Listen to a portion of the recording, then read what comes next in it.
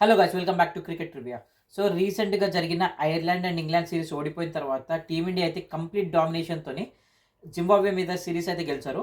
మీరు ఇక్కడ ఒక థింగ్ గమనించినట్లయితే ఐర్లాండ్ అండ్ ఇంగ్లాండ్ సిరీస్ వచ్చేసి మనం గౌతమ్ గంభీర్ కోచింగ్‌లో ఆడితే, అదే జింబాబ్వే సిరీస్ వచ్చేసి మనం వీవీఎస్ లక్ష్మణ్ కోచింగ్‌లో అయితే ఆడాం.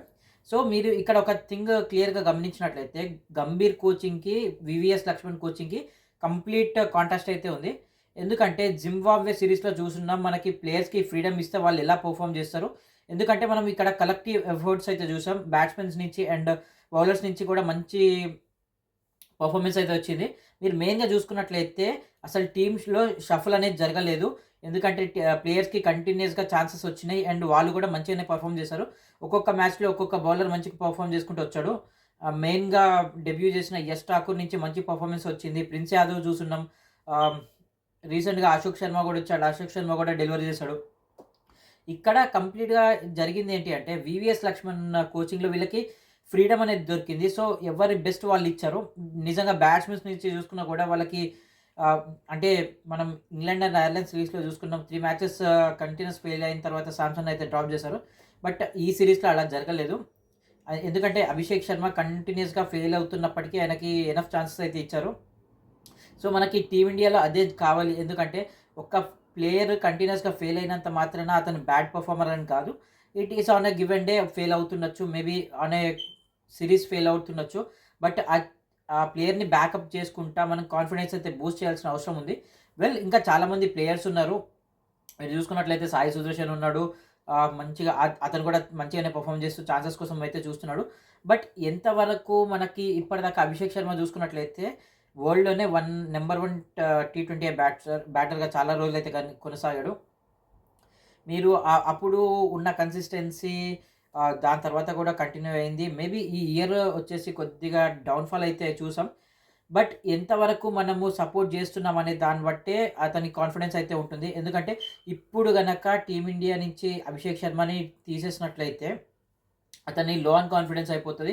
అండ్ టీమిండియాలోకి రీ ఎంట్రీ ఇచ్చినా కూడా అంతలా పెర్ఫార్మ్ చేయలేడు.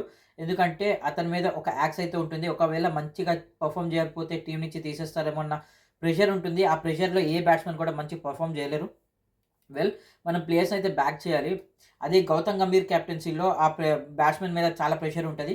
ఒకవేళ పెర్ఫార్మ్ చేయలేకపోతే గనక ఆ బ్యాట్స్‌మెన్స్‌కి ఆ ప్రెషర్ వల్ల టీమ్ నుంచి ఎళ్ళిపోవడం జరుగుతుంది. అండ్ సెలక్షన్స్‌లో చాలా చేంజెస్ అయితే చూస్తున్నాం.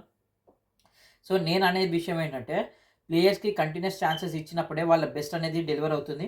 ఒక్క మ్యాచ్‌లో ఫెయిల్ అయినంత మాత్రాన తీసేస్తాను అంటే అది కరెక్ట్ కాదు. మేబీ నెక్స్ట్ కమింగ్ మ్యాచెస్‌లో అతనే బెస్ట్ డెలివర్ చేస్తుండొచ్చు. జింబాబ్వే చూసుకున్నట్లయితే జింబాబ్వే కూడా తక్కువ టీమేం గాదు. వాళ్ళ దాంట్లో కన్సిస్టెంట్ ప్లేయర్స్ ఉన్నారు. రైన్ బల్ ఉన్నాడు, బ్రెయన్ బన్నెట్ ఉన్నాడు. మెయిన్‌గా మన ట్రయో బ్రదర్స్ బెన్ కరన్ గూడా ఉన్నాడు.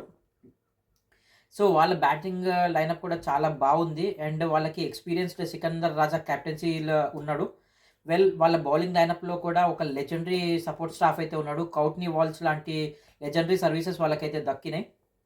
అందుకే ముజరబాని అంత కంటిన్యూయస్‌గా డెలివర్ చేయగలుగుతున్నాడు. నెక్స్ట్ వాళ్ళకి మంచి బౌలింగ్ లైనప్ కూడా ఉంది. సో, కంపారిటివ్‌లీ మన జింబాబ్వే కూడా తక్కువ టీమేం గాదు. ఈ సీరీస్ అయితే కంప్లీట్ డామినేషన్ అయితే చూస్తున్నాం. ఎందుకంటే ప్లేయర్స్‌కి ఆ సార్ట్ ఆఫ్ ఫ్రీడమ్ ఇచ్చారు.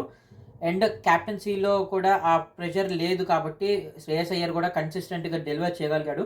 అదే గౌతమ్ గంభీర్ కెప్టెన్సీలో కోచింగ్‌లో చూసుకున్నట్లయితే ఆ కెప్టెన్సీ చేసిన శ్రేయస్ అయ్యర్‌కి అంత ప్రెషర్ అయితే, అంటే అంత ఈక్వల్ ఫ్రీడమ్ అయితే ఇవ్వలేదు డెసిషన్ మేకింగ్‌లో.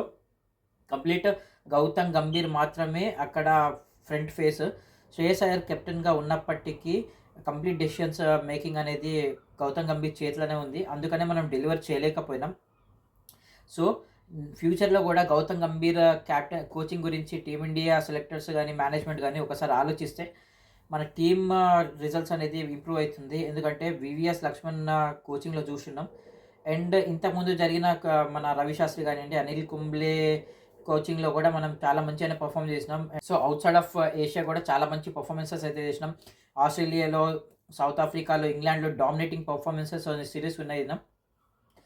సో, ఒకసారి మేనేజ్‌మెంట్ ఆలోచించాలి. ఎందుకంటే గౌతమ్ గంభీర్ కోచింగ్‌లో మన ప్లేయర్స్‌కి అంత ఫ్రీడమ్ లేదు.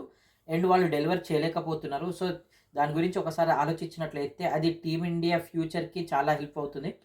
అండ్ నెక్స్ట్ సీరీస్ వచ్చేసి ఆగస్ట్ 15 నుంచి శ్రీలంకతోనైతే ఉంది. అండ్ టీ20ఐ వచ్చేసి అక్టోబర్‌లో ఉంది. సో, ప్లేయర్స్‌కి చాలా సార్ట్ ఆఫ్ రిలాక్సేషన్ అయితే ఉంటుంది. నేను గౌతమ్ గంభీర్‌ని కోచింగ్ స్టాఫ్ నుంచి తీసేసి వేరే కోచింగ్ స్టాఫ్‌కి ఛాన్స్ ఇస్తే మేబీ టీమిండియా ఆ విక్టరీ వేలో వెళ్ళే ఛాన్సెస్ ఇంప్రూవ్ అయితాయి. సో, టీమ్ మేనేజ్మెంట్ గానీ, సెలెక్టర్స్ గానీ ఒకసారి దీని గురించి ఆలోచించాల్సిన అవసరం ఉంది. మరి మీరేమనుకుంటున్నారో నాకు కమెంట్స్‌లో అయితే తెలియజేయండి. See you in the next one. Until then signing of.